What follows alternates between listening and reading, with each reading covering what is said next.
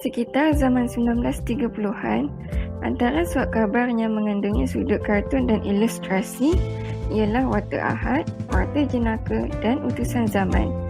Wak Ketuk, siri kartun pojok yang terkenal pada masa itu, diterbitkan di dalam Akhbar Singapura, Utusan Zaman.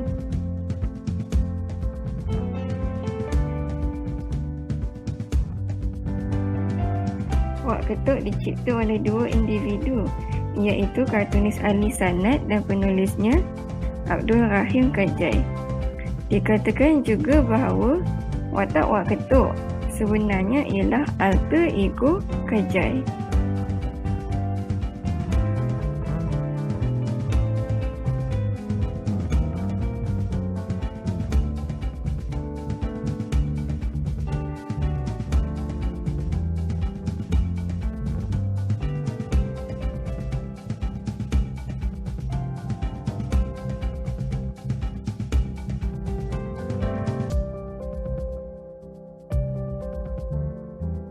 Meskipun Wak Ketuk menyamar melalui pemakaiannya, tingkah laku semula jadi beliau seringkali tidak sesuai untuk gambaran keseluruhan dalam ilustrasi serinya. Sebagai contoh, dalam Dancing in Cabaret Club, Wak Ketuk dilihat memakai suit di Cabaret Club, tetapi tariannya sangat teruk sehingga menarik perhatian orang lain. Gambaran ini adalah salah satu kritikan Wak Ketuk terhadap masyarakat Melayu Singapura sebelum kemerdekaan. Meskipun Melayu urban boleh mengubah penampilan dan perbuatan mereka dengan menghayati gaya hidup moden, semua itu hanyalah topeng dan lakonan semata. Diri sebenar Wak Ketuk akan terselah sebaik sahaja dia bercakap atau bertindak kerana dia tidak akan dapat memahami sepenuhnya kebiasaan dan gaya hidup orang luar. Siri pojok Wak Ketuk berakhir pada Januari 1942 apabila penjajahan Jepun bermula dan Utusan Zaman terpaksa menghentikan penerbitan. Namun begitu, saki bagi karya kerjasama Ali Sanad dan Kajai tersebut yang terselamat pada hari ini berjaya menjadi titik permulaan sejarah kartun dan komik di Indonesia. Daripada mereka, industri kartun dan komik terus berkembang dan berevolusi sehingga sekarang.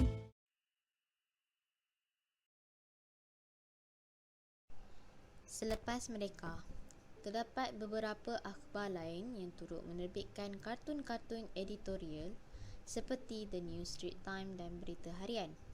Kemunculan kartunis seperti Peng, Rahim, Nan, Lad dan lain-lain banyak memaparkan tema-tema perpaduan kaum, memeriahkan lagi penerbitan-penerbitan kartun dalam akhbar dengan kartun-kartun lerang barat.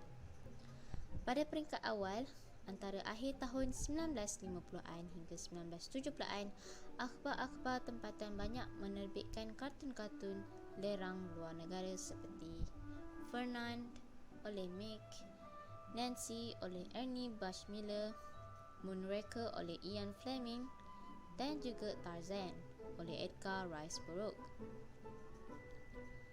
Raja Hamzah merupakan antara kartunis Melayu awal yang menyumbangkan banyak kartun-kartun lerang dalam akhbar Utusan Zaman. Antara kartun-kartun lerang Raja Hamzah seperti Dul Keropok dan Wang Tempe dan Keluarga Mak Jambu.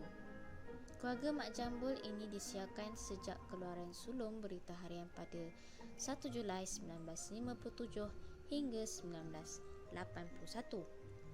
Keluarga Mak Jambul menampilkan kisah-kisah lucu dalam kehidupan seharian watak utamanya, Mak Jambul dan isterinya Gayah. Asal-usul nama Mak Jambul boleh dirujuk kepada dua sumber. Pertama, adaptasi fonetik nama Gambus dalam bahasa Melayu, dan kedua, ia merujuk kepada style rambut jambul yang popular di kalangan lelaki 50-an dan 60-an. Raja Hamzah ini ialah kartunis dan pelukis komik tanah air yang terkenal lagi berpengaruh pada awal perkembangan kartun Melayu pada dekad 1950-an. Beliau merupakan kartunis dan pelukis komik penting dalam akhbar Melayu menjelang dan selepas kemerdekaan. Raja Hamzah pernah bekerja untuk penerbit penting akhbar-akhbar Melayu iaitu Utusan Melayu Press dan The Straits Times. Siri-siri kartun dan komiknya muncul dalam Utusan Melayu pada dekad 50-an dan diterbitkan berterusan dalam akhbar berita harian sejak keluaran sulungnya lagi. Karya-karya Raja Hamzah mewarnai dunia kartun dan komik Melayu 1950-an hingga 1960-an. Malah perkembangan dunia kartun dan komik Melayu pada era awal selepas merdeka selari dengan perkembangan profesionnya. Raja Hamzah menjadi wira dan inspirasi ramai pelukis muda termasuklah kartunis tersohor Lat. Sebelum menghasilkan keluarga Mak Jambul dalam berita harian dan berita minggu, Raja Hamzah menerbitkan siri kartun lerang, Dol Keropok dan Wak Tempeh serta komik-komik cerita seram dalam Utusan Zaman pada 1950-an. Dol Keropok dan Wak Tempeh serta keluarga Mak Jambul adalah dua sumbangan penting Raja Hamzah kepada perkembangan dunia kartun Melayu. Menerusi kedua-dua siri ini, beliau menjadi kartunis pertama yang mempersembahkan kisah perhubungan suami isteri dan hidup keluarga dalam kartun-kartun selepas kemerdekaan.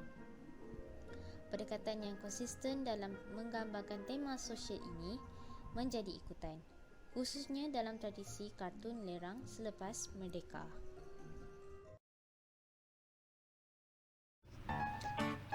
Komik kontemporari iaitu Gempak.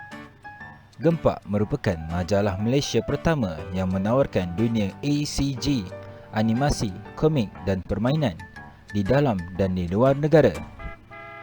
Di bawah jenama Gempak Stars, Art Square Group telah menerbitkan pelbagai produk novel grafik seperti Lawak Kampus yang tidak asing lagi bagi penggemar komik Malaysia.